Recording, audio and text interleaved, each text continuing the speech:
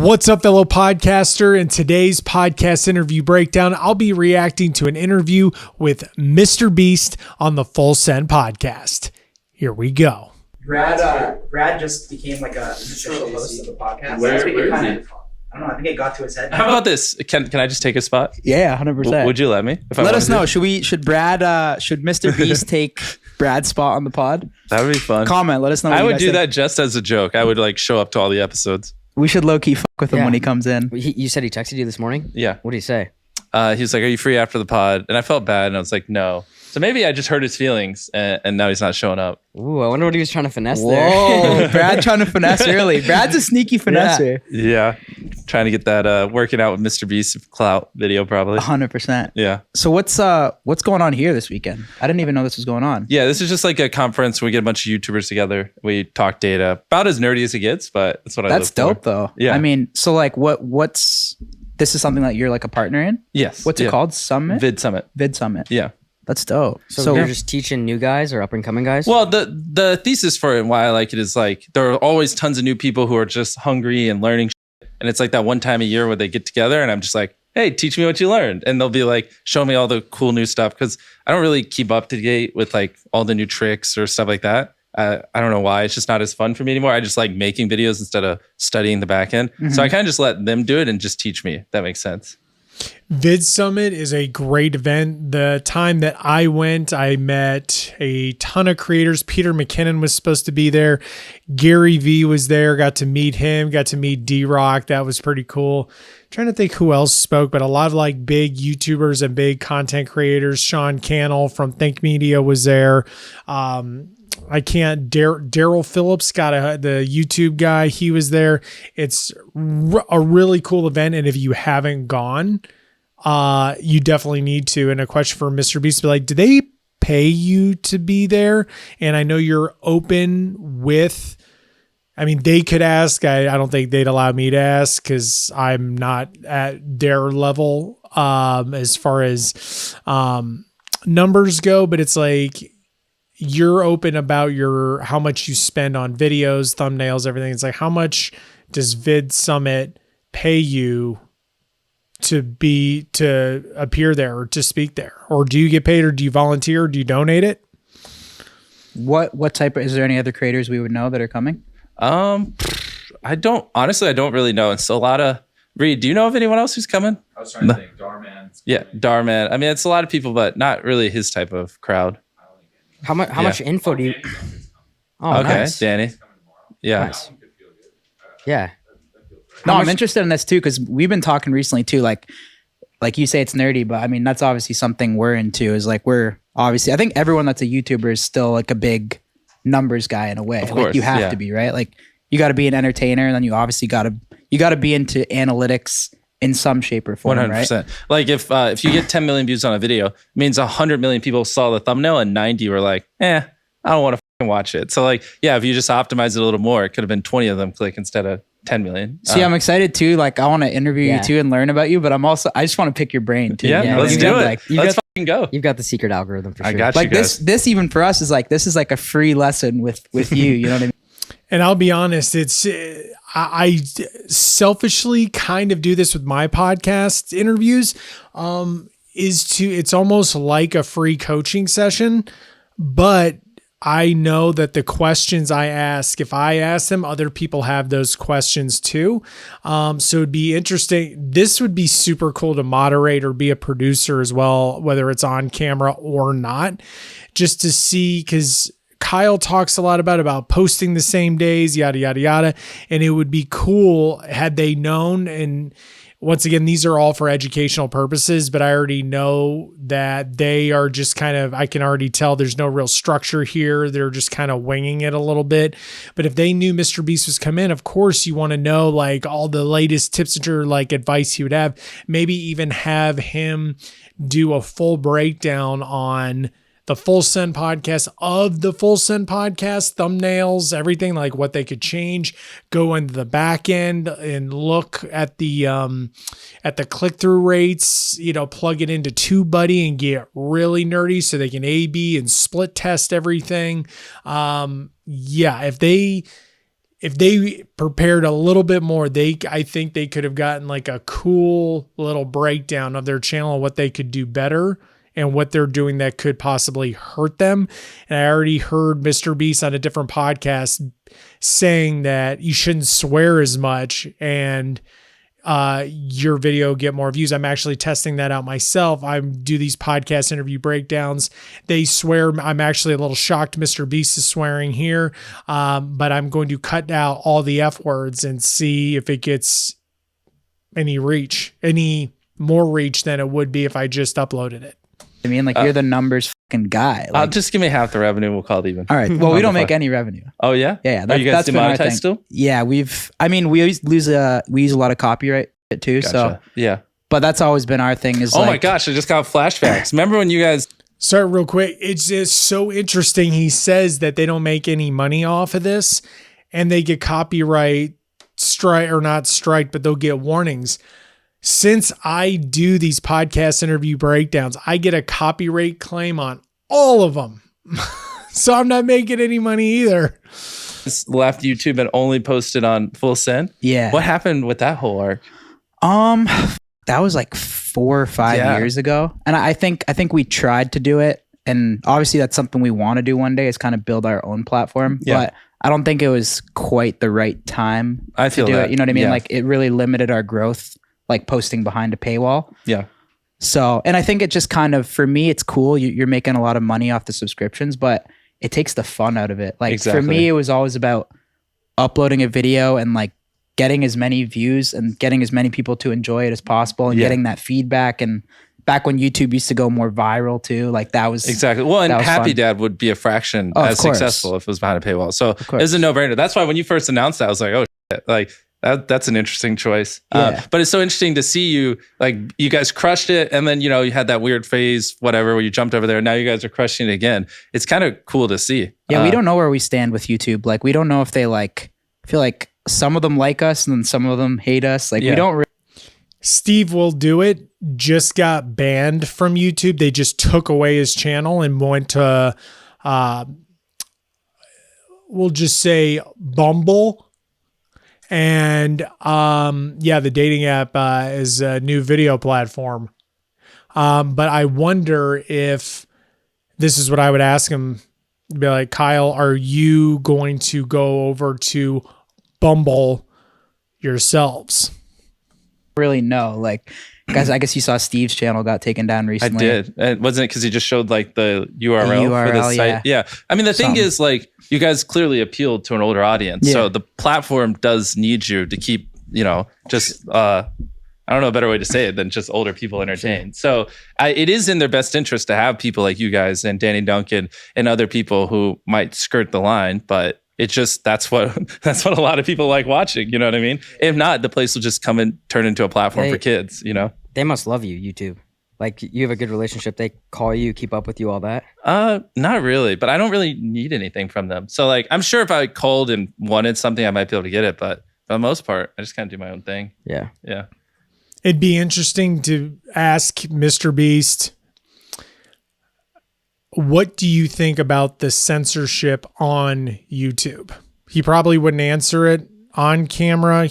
But that may be an off-camera question and answer. What about other creators? Like, do you pay attention with everything that other people are doing, or do you just focus on yourself? Well, one thing I've learned throughout doing this is it's very weird. The YouTube algorithm, everything is so optimized that it just gives people what they want. So like, to get more views on a video, you shouldn't study the algorithm. You should just study what the people want to watch. That's really it. Like, and if you make a video people want to watch and pace it well and have a good story, they'll just promote it. How so? How do you study what people want to watch? So then it's just getting into human psychology. So like, what are the things that they're currently interested in? What are things that just typically work? Like, typically we like building connections to humans, or, just like go study a Pixar film. You'll learn more studying that than you will like some of the biggest YouTube channels. You know what I mean? Because they just have it on lockdown, what people like. What Pixar film is the best? Honestly, I'm a little biased because I'm just a huge fan of Steve Jobs. So I like the ones made when he was alive. So like Toy Stories and those. Yeah, But, of course. Yeah. I feel like Lion King has some good life lessons too. I know that's Disney. But Oh, dude, hell yeah. yeah. Yeah, Of course. bangers back in the day. I'm still a little sad. So Bradley he didn't even tell you. He's just not showing up. Well, I think you're one of the only guys. Shout out to Jimmy. You're early. Well, you Because also did. we said we're gonna do a schedule change. He told me, I'm like, oh, is he gonna be late? He's like, nah, he's 15 minutes early. So we're like, oh, you beat dang. us here. You denied his one-on-one, so if like he's not getting his thumbnail with you, then Yeah. he's like, hey, is it worth my time? He's just gonna show up and start shit talking me. No, You know what'd be really funny, low key, is if when Brad comes in, you tell him, you're like, yo, I've actually been thinking of like a video for my channel I want to do with you. Yeah. Like, and will like, you maybe troll be him? like, and You got to, bro. Okay. that'd sure. be pretty fun. Like you want to do a video on your channel and like push a bunch of subs to Okay. him or Yeah. some Yeah. shit. Well, I want. If you guys don't know who Nelk is, they are always pranking people. I love, and they prank Brad all the time. And I don't know if this is, I'm going to put them into the category of these like celebrity podcasts, like they're internet celebrities. And Brad totes the line very clean cut. I like his content. I'm a huge fan. And keep in mind, this is for educational purposes. If this is your first time here, my name is Thomas Jordan. I was in broadcasting for 10 years. I've interviewed, the last 5 were spent in Los Angeles interviewing celebrities on the red carpet. These celebrity interviewers, especially with this podcast, what I've noticed a lot is they just kind of wing it, and they don't and I say this in all my videos, a lot of them just wing it and they don't structure. Like they should know who their audience is, these college kids, and ask MrBeast, like kind of just try and get into like a college person or somebody like me in their head and see what they would want, do a little bit of research. And Steiny's really good about doing a little bit of research. I think and Brad is a new addition to the Full Send because he has his own podcast, but they prank him all the time, and it kind of serves him right for being late. Because if I were interviewing any one of these guys, always be early, at least 15 minutes early, no matter what. Because chances are they're probably going to be late, but you don't want to be late because now this type of stuff happens. Do a workout video. I got it. I'll do it when he gets Be here. like, I had this idea. I want to make you the star of it. I want to see if you can every shit dollar. himself. No, he would get excited if it was like every dollar you can bench press, I'll let you keep. Because I bet he could bench like $1 million. Yeah. Yeah, that would be good. I got it. Yeah, do that. But actually, one thing I want, I hate that I keep asking you questions, but I see Happy Dad everywhere when I go into stores and stuff like that. So You're in kinda- North Carolina, right? Yeah. So I'm curious, like, have you ever said publicly like what the numbers are or like how well it's doing? Like, Not publicly, no. can they just bleep what? Can you just tell me the revenue and they just bleep it? The revenue's difficult because obviously, Oh, there he is. All here he is. There's the tank. So sorry. I had to go to the bathroom. Oh yeah. Totally. No, we're saying you officially joined the podcast, and then you just show up Your late. first Bro, I episode am- as the host. You guys told me 10:30. I know. Well, Mr. Beast, Yeah, look what Mr. time it Beast, is. bro. 10:22. He's Oh, dialed shit. though. You got to Yeah. know Oh, he's I gonna didn't show up a realize little it. early. Yeah, I had to shit, dude. I was like, I planned my shit. I planned all that stuff around. Yeah. Well, that's what you get. Good to see you, man. Yeah, Very good you to officially too. meet We you. were actually just talking. I was telling them that I wanted to do a video where I saw how much you could bench press. Like, so we take the plates off and we put money on the sides, and for every dollar you can bench press, you can keep to see if you could like bench $1 million Apparently you're or about to hit the $500,000. jackpot. For his I channel. asked him because I asked him. I said, yo, is there any Nelk video we could do with you for your channel? Yeah. He's like, we're trying to get to 10 million subs. Yeah. And then he was like, we could brainstorm, but he apparently had one that Yeah. you guys were Oh, going to let's talk do I about. was curious. So we have it set up for after this. So I guess you're hitting 10 mil. So it's before basically us. like 2 baskets are attached to it, and we're just gonna dump a ton of money in, and then just go till you can't rep it. Oh, that's dope. Yeah. Like actually? Yeah. Oh, damn. That sounds good. Yeah. I wish I knew. I would have prepared. I would have like Yeah. got some like, I don't know, pre-workout or something. So you're about to get that diamond before us, I guess. Damn. That's amazing. I'm actually really excited. I didn't know this was happening. Look at it.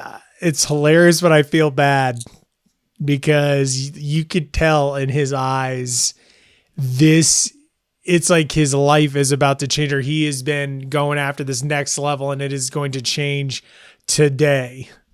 So it'll be interesting to see how far that they're going to take this and see his face. Oh, Yeah. I just took a shit. I came No, out we're of just- this. we're just fucking with you. Yeah. Oh, okay. That was your punishment for being late. Damn. Hey, don't let it I was happen hyped again. for that. Wow. What were we talking about though? Yeah. What do I you was guys? just asked about Happy Dad. But yeah, you guys are crushing it. Yeah, I mean, I haven't personally seen like none of the partners have seen like any like profit from it. Of course, Like, 'cause you everything's gotta- going back into like cans. Our biggest thing is just getting enough cans, honestly. Like it's about keeping it on the shelves. At Well, this and I point. relate to that because our snack brand, same thing. So even if you sold hypothetically 50 million in a couple months, it's like, well, you just use that for the next purchase order. So you just keep recycling the money. Yeah. Alcohol's it's an interesting one too, because there's so many rules with it too. Like you can't publicly bash other brands too. So Wait. I think even like talking about revenue versus other brands could get us in trouble. You can't. Wait, that's Alco- a law. There's so many rules. I with can't alcohol. say. You can't bash another brand. So I can't say White Claw or Okay, like. but I otherwise can. you'd see us. So- you can. So I Maybe. could say like a White Claw is a piece of alcohol brand, and you're an idiot if you fucking drink it. But Yeah. if you said those same words, you'd get in trouble. Yeah, definitely. Otherwise, These guys are making my editing time just triple. Normally they don't swear this much, especially MrBeast. He's just letting them fly. Oh man. you'd What see us the hell? bashing like all Holy these brands, crap. right? Like that's what we used Wait, to I do. need to but look into legal ramifications.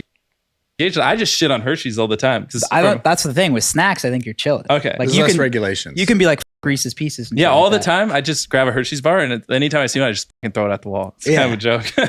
And I say this all the time too, not just because I do not want to have to edit all these F-bombs out, but Howard Stern himself was asked, hey, when he went from traditional radio to Sirius radio, aren't you super excited that you get to swear now? And he's like, nah. And they're like, wait, what? Why? And he's because it takes away from the conversation. I mean, they're just and this is kind of like another celebrity podcast interview mistake that I see is people just swearing like it's like almost like it's cool and it's whatever. I'm just nitpicking there, but I heard that story about Stern and that has always stuck with me. And since I have been in broadcasting for 10 years and you're trained not to swear unless it is like worth it, I just don't do it.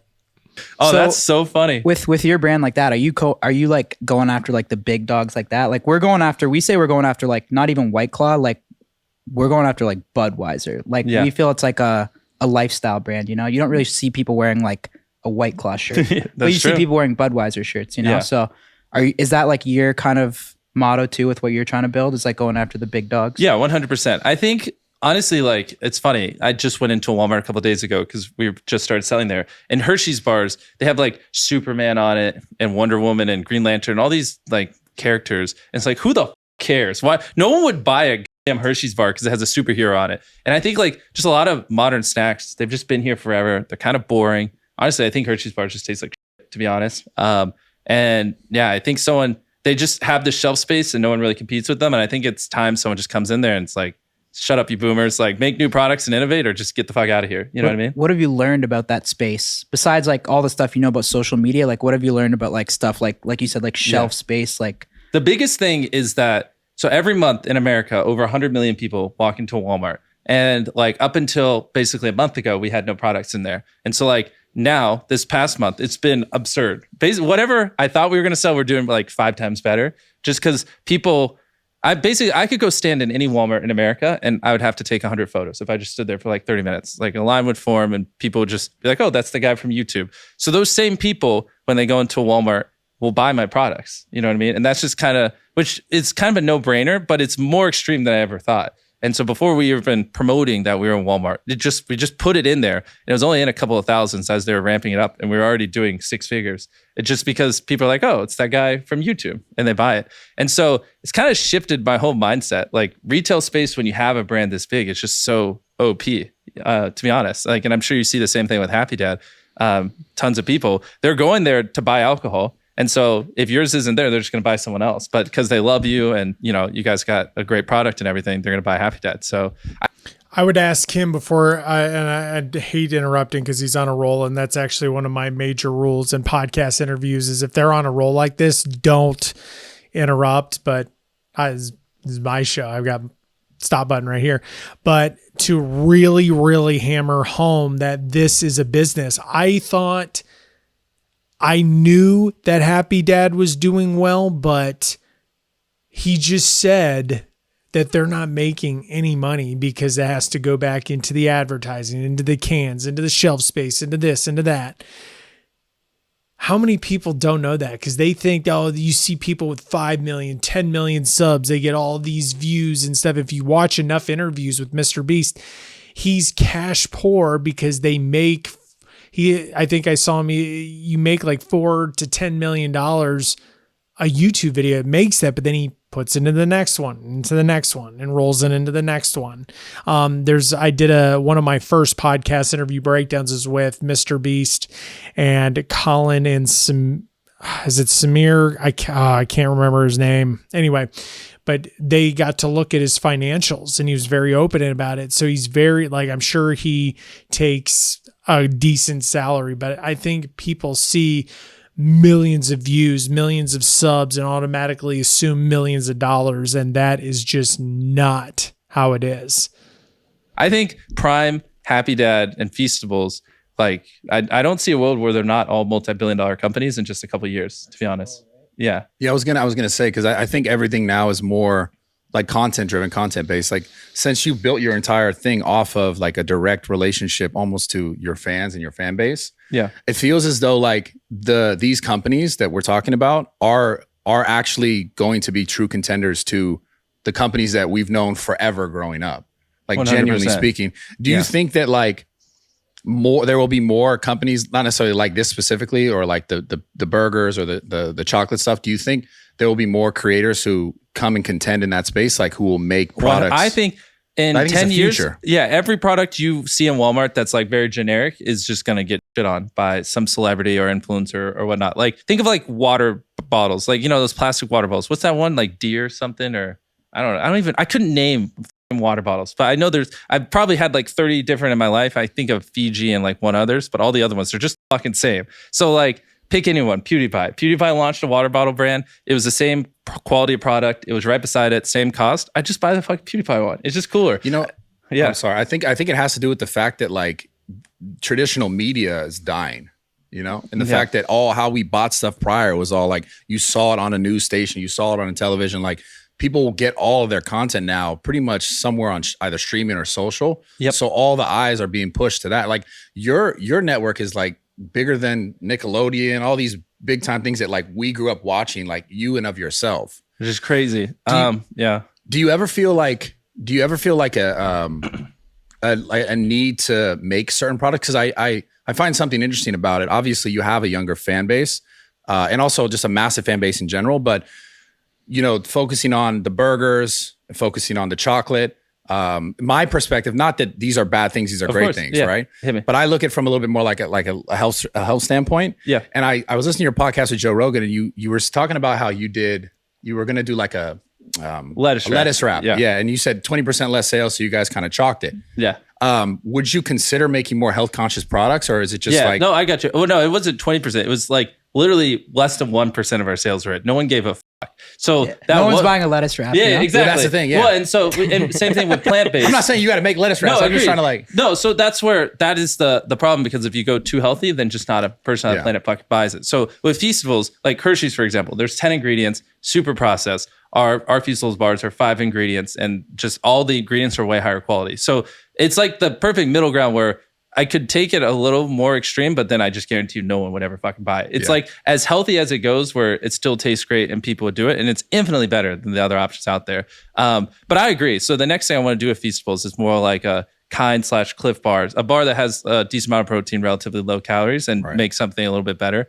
And I would love, there's a lot of things I want to do. It's just like finding that line where, like, you know, if only 100 people buy it, then it's not really accomplishing anything besides virtue signaling. So, yeah. Because you know how like forever, like we were taught, I think I know specifically my generation, I was taught like cereal's healthy. Yeah, fuck that. And it's terrible, right? Exactly. So it's like, I just look at someone like you, and like you have this direct line that is so massive to all these eyes of like teaching kids what's healthy.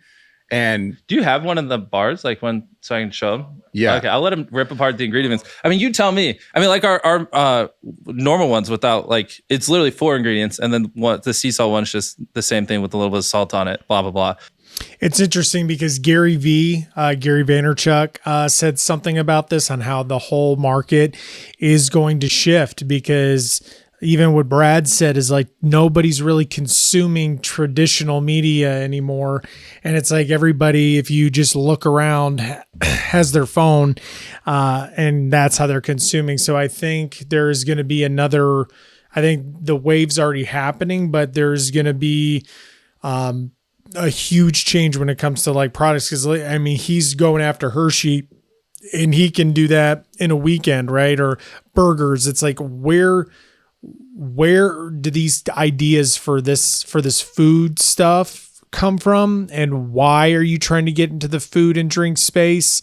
And it would be interesting to how you stay ahead of the curve, because Logan Paul and KSI have Prime. Like, how did they know that was gonna, it's almost like they are ahead of the curve somehow. And I think that has to do with a pay scale that you're in, or just a level of celebrity. I just don't know how they're ahead of a curve like that, or how you get it ahead like that. That'd be a good question too.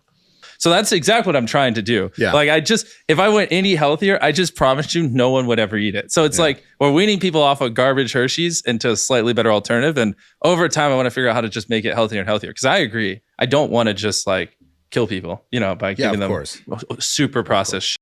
How important is it like having a good partner? Because like one thing I think too with Happy Dad is like, even though we do have a massive social following, I think it's still, especially alcohol, it's such a like conventional business.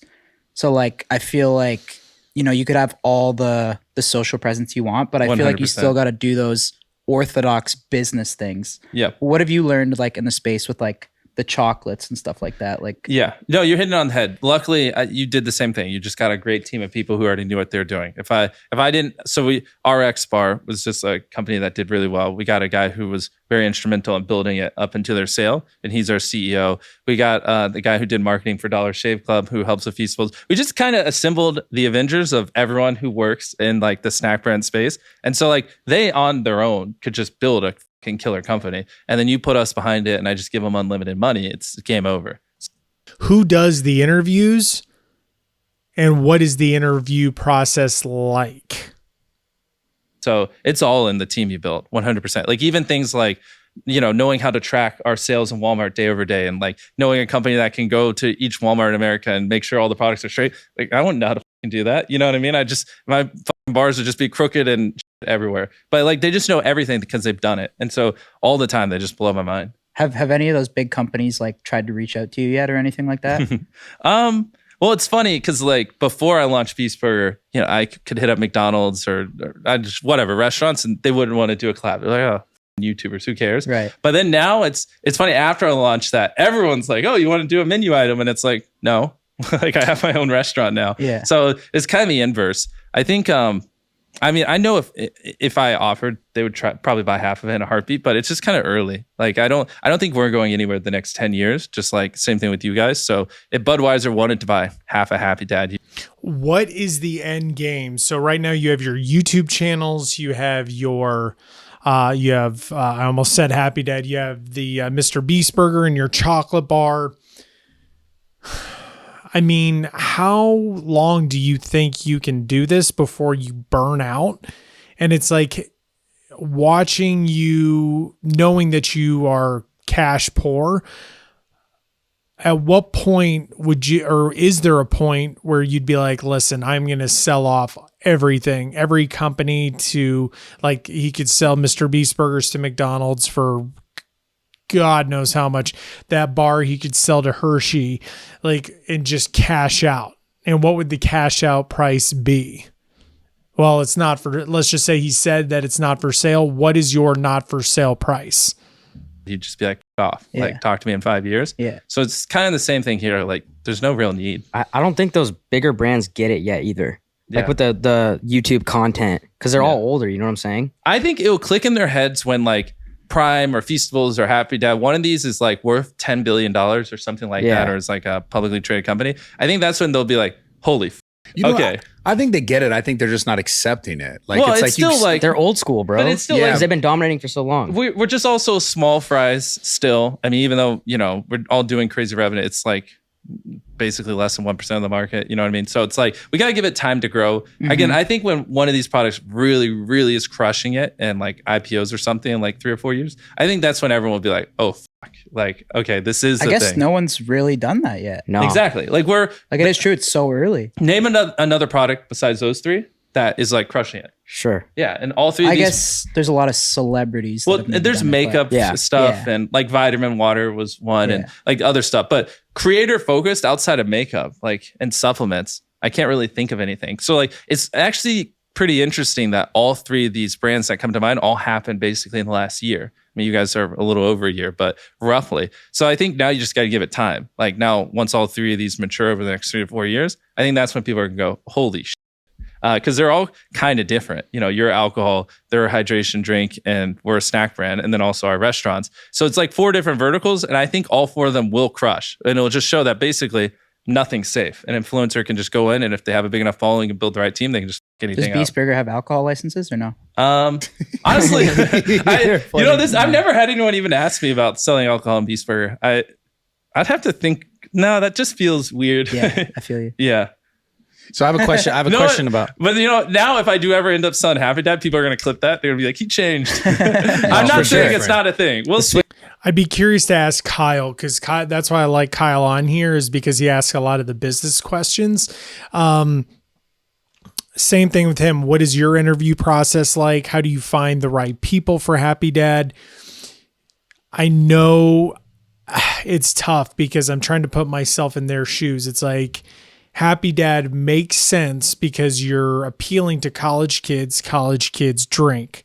That being said, Dude Perfect, I think I read an article one time or saw a video said that they stayed away from alcohol so they could quadruple their money for being like family friendly. But Nelk isn't really family friendly. So I guess it's on brand. I don't know. It'd be interesting to see. I think I just answered my own question, but I'd be curious to what his thoughts would be on to stay away from alcohol and maybe come up with something else. I don't know what it would be off the top of my head, but it'd be interesting to figure out. Switch up's We'll see real. what happens. I have a question about like the inception of all this. Like you obviously seem super sharp, and you are clearly right. When you started like making your team, and even specifically, I remember you were talking to Joe about having a group of friends that you would just talk to all the time to like figure out the YouTube and how things worked and what worked, Yep. you know, what didn't work. How did you determine who were the right people for you to work with? Yeah. This is a great question, and it's so crazy. I was literally talking to somebody about this today. I have friends and clients who are on TikTok, and it's like the tips and tricks that I've known about YouTube and been studying for years kind of apply to a lot of other social media groups. But that is a great question because I was just, like I said, I was just talking about this to somebody today and to figure out where, like, I'm in Georgia. I'm not in LA anymore. In LA, there's tons of creators, but you run into this thing where it's like a lot of talkers and not walkers, right? They talk a big game, but hey, you call them, hey man, let's create some content. Crickets.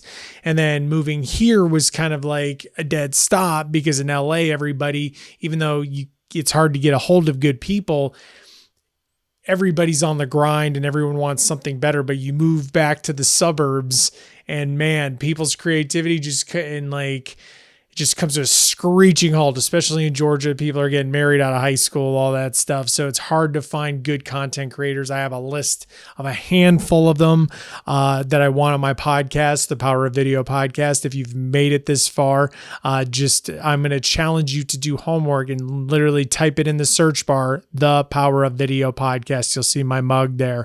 But yeah, it would be, it is definitely tough to find creators in Georgia, but I've got them all mapped out, the top creators, and I definitely want to get them on the pod.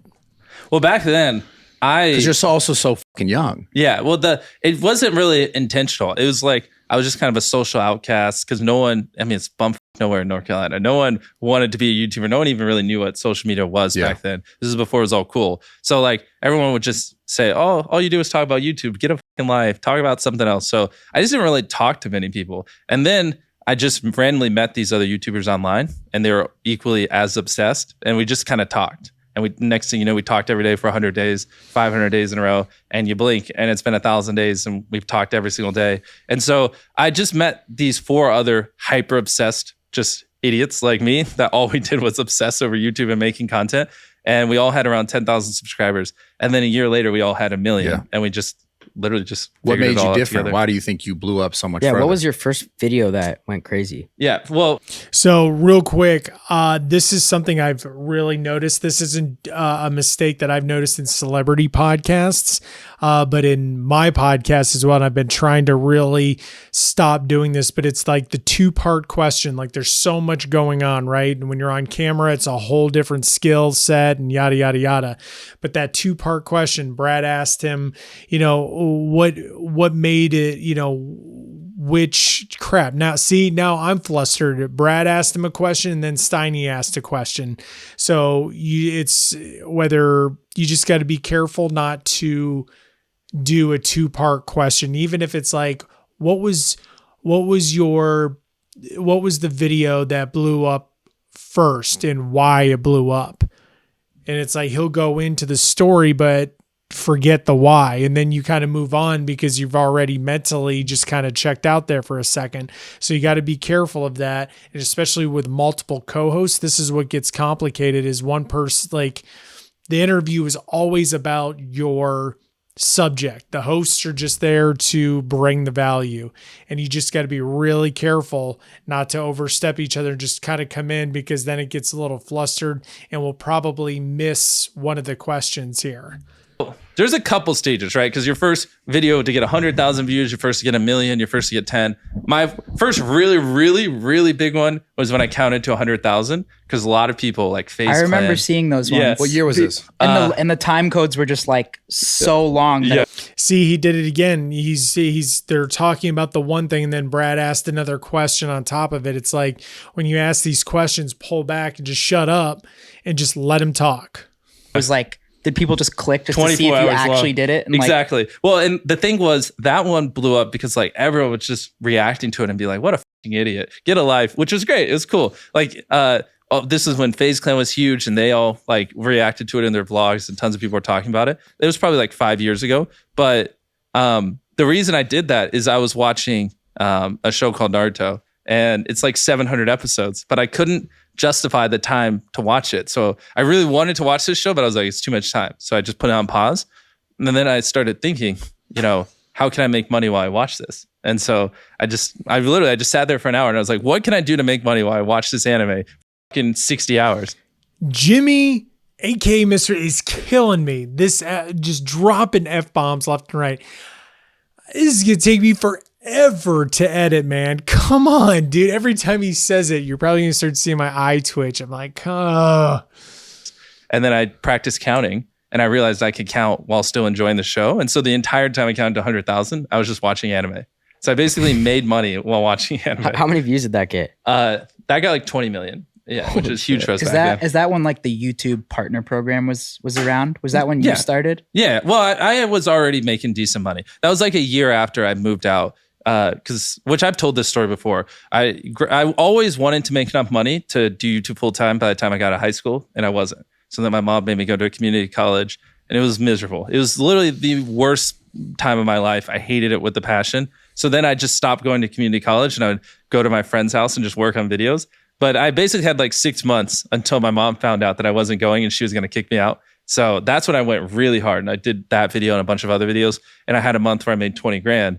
And then I told my mom, I was like, hey, I'm moving out. Also, I have straight zeros. And she like almost had a fucking heart attack because she didn't understand it. She just wanted what was best for me.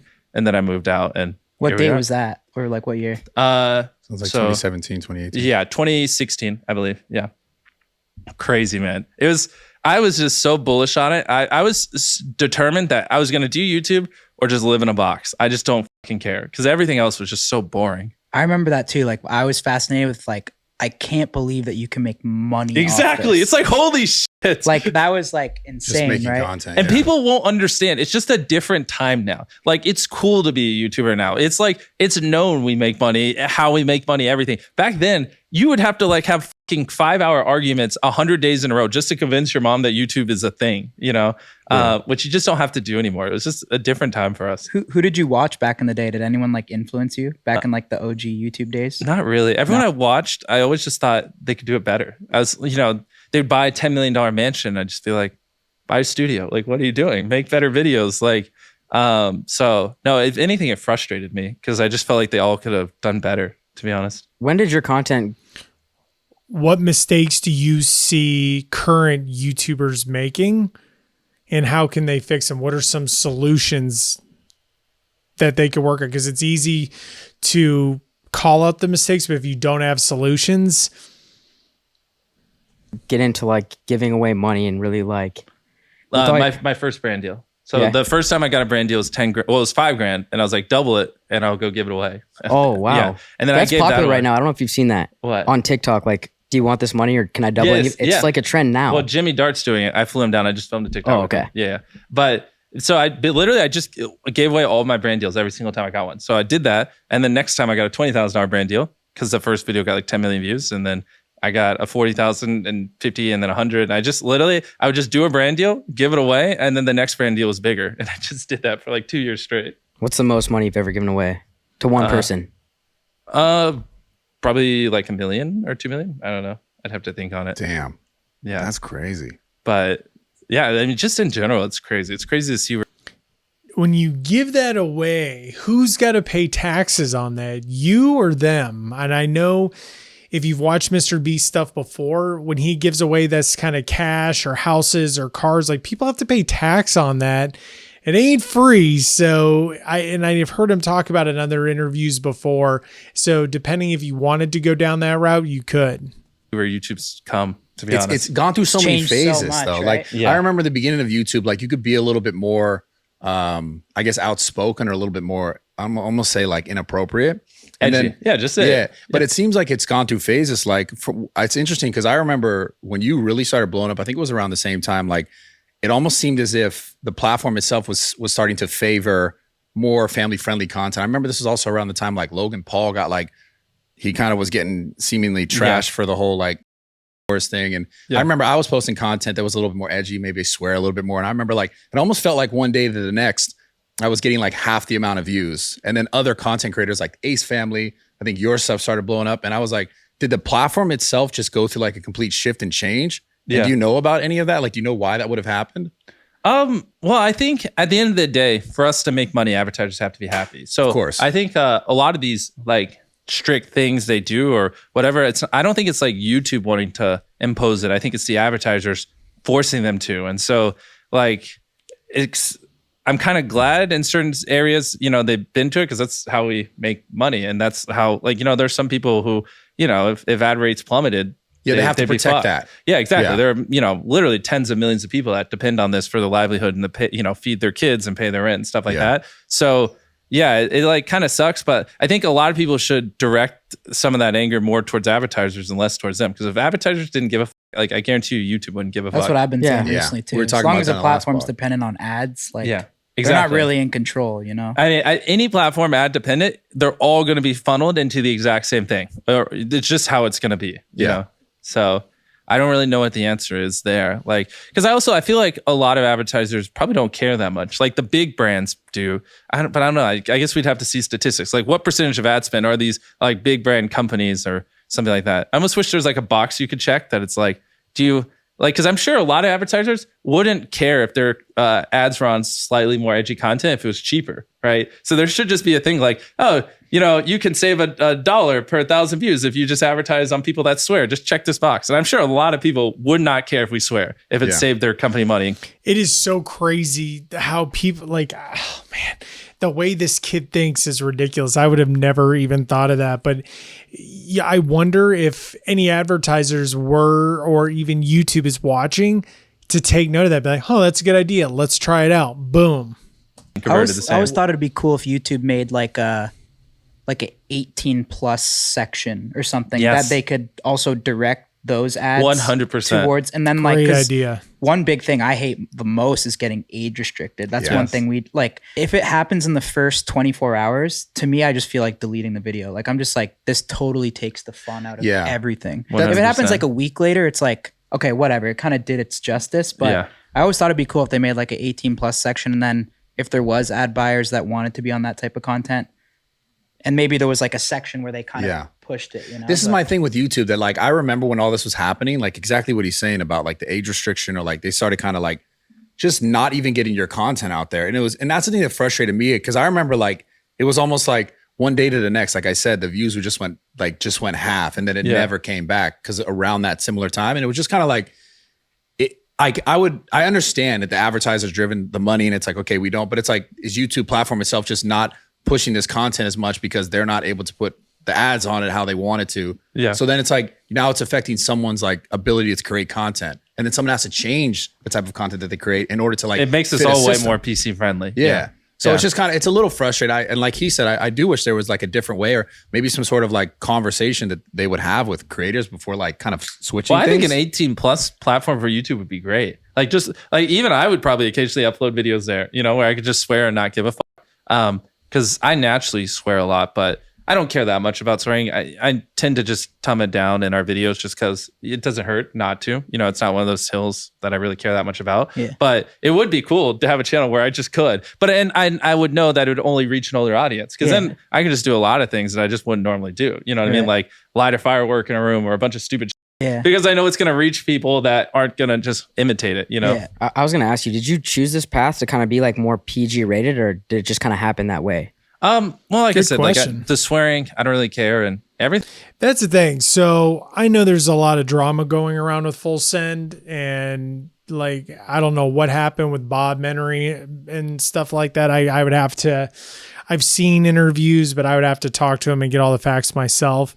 And people could crap on Steiny all they want, but the dude is a curious guy, and I could tell he does a little bit of research, but I can tell out of all of them, he is the very curious one, which is great because you need people like that. That's kind of how like I am. And then Kyle is the more business guy, so he likes to get more so into like business questions, which is good. And Brad is new. I know Brad, but I don't know him enough to like get a feel of him just yet. He's not bad at all. Everything else, it's not like I'm a super like edgy guy. Like I'm not like you guys where I go partying and it's just kind of worked out that way, right? Yeah. And now that, you know, I have tons of employees and all these other things, and we have a charity and stuff like that, I kind of have to stay like that because like, for sure, yeah, a lot of people depend on me, so it's bigger than just me. But I don't mind. Like I know for you guys, obviously, it's just the exact opposite of your personas and who you are. So I can imagine how frustrating. It's a little tougher. It's interesting for me because I never really understand. But like, I mean, YouTube's kind of left the Nelk channel alone, like a little. Exactly, they're letting you just crush it now, like, which is so interesting. I don't know what it is. Like they'll hit us with something and then they'll kind of leave us alone. Well, I don't know. I think it speaks. Do you think that YouTube is doing that to get to almost like bat the hornet's nest, like when they took the interview off with 45, and when they took that off, it was just this, it made mainstream media, and it was this whole thing, but it was like these YouTubers, it was on YouTube, it got pulled off after all these views, YouTube, like it got all this press. So do you think YouTube is sneaky enough to pull something like that? Volumes of how, like, I remember you guys did that prank on them where you went to their place or whatever and all this other stuff, and you basically I mean, I kind of get that. Yeah. Wait, was that shade? I don't know. Prank, that was dope. But yeah, but that, and like that video's funny. Yeah, but you essentially waged war on YouTube. We snuck into Google with the Google passes. Yeah, I don't know if I've seen this. You got to watch it. Yeah, this is the whole. Wait, tell us what happened. That's how. So we got. But you did throw shade there a little bit. He got it. That video is funny. So funny. You could other pranks. This one was so funny. We wore the badges and snuck onto the Google, like the campus, bro, like where they ride the bikes and all that. Yeah. And then we snuck into like an actual like cubicle area section. And then I just started like going in on this one guy like that worked at Google, and it was hilarious. Yeah, it was funny. Wait, what? YouTube freaked out? Yeah. Oh, they were livid. Our MCN dropped us. Yeah. They deleted us, and then we had two strikes. That's when they doubled down. They're like, YouTube, we're making our own platform. So I say all this because it's like you literally went to war with YouTube. Yeah, that's and funny. Here you are a couple years later, one of the biggest channels right now, views per month and crushing it. It's been like a silent like peace treaty. Well, no, I think it speaks volumes of like it's like a Cold War right now. No, it's no one's firing shots. Yeah, I think it's just more like I like how they aren't opposed to criticism. Who thinks of something like that? That is awesome. What an idea. Like, whose idea was that? Where did they come up with it? Oh man, I'll have to go look at that video. That's awesome. Criticism, like all the time, there are videos, number one in trending where they're just railing YouTube and just talking about how shit of a platform it is or whatever, and they allow it. And I find that very interesting. Now, to me, it's like I feel like everyone's saying that, like YouTube, Yeah. and I'm like, dude, we said that like 5 years ago. You're the type OG shit. YouTube. Yeah, we're haters. the OG fuck YouTube people, But what's like one thing that I noticed that's changed about YouTube is like the sub box used to be such a big thing, right? Subscribers. By the way, congrats on 100 mil. That's insane. Incredible. You're already at Large what, 105? 105. So he's about to lap us. Yeah, what about after 100 mil? Well, wait, what about Bro. all Yeah, and all together channels? We're at 7. You're at Well, he's got multiple 105. channels. Bro, Yeah. he's got channels in like Spanish and Portuguese. Have and you seen it's our Spanish gaming. channel? No, but Wait, here, can you pull up MrBeast and by the Espanol? way, Brad, I told Mr. How many- Beast, how many we subs wanna, does the like, get his Spanish channel story, have? but I actually You'll want to see. just sit here and like pick his brain and learn a lot. Of Yeah, shit here, let too. me show you Like, the easiest thing you could do you know? to just. Trying to figure this shit out. for Yeah, sure. here's lesson number 1. Just pull up YouTube real quick. How many different countries or how many different languages? I'll run you guys through them all real quick. Yeah, give him hand me it. Let me. Actually, I know this guy's gonna fucking do it. Here you go. Okay. Rip it to shreds. Tell me how I'm killing little Could I kids. have one too? Yeah. Here you go. All right. Golden ticket or no? No. Hey, go to search MrBeast in Espanol. But wait, while he's doing that, Bradley, what do you think of the ingredients? I mean, they're not terrible. Definitely not terrible. It's regular. It's not like sugar. It's cane sugar, organic. Some Can I open organic this? ingredients. Yeah, go for it. The lecithin's pretty basic. I mean, it's not terrible at all. Exactly. Not That's at what all. I'm saying. Yeah. And a Hershey's bar has Why does 10 everyone ingredients. say that?